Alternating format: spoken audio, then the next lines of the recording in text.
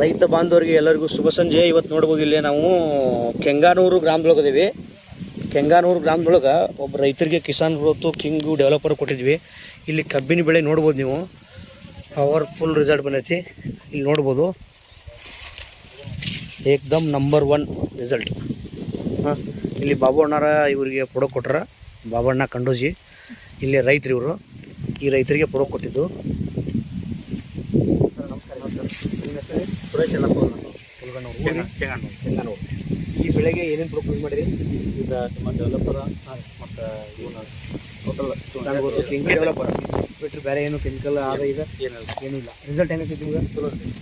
ಇವತ್ತು ಎಲ್ಲ ರೈತ ಬಂದು ನೋಡ್ಬೋದು. ಇದು ರಿಸಲ್ಟ್ ಐತಲ್ಲ, ಮಿರಾಕಿಲ್ ರಿಸಲ್ಟ್ ಬಂದೈತಿ. ಸಮೀಪ ಬೆಳೆ ತೋರಿಸಲ್ಲ ರೈತರಿಗೆ, ಮಿರಾಕಿಲ್ ರಿಸಲ್ಟ್ ನಂಬರ್ 1 ಪವರ್ಫುಲ್ ರಿಸಲ್ಟ್ ಐತಿ.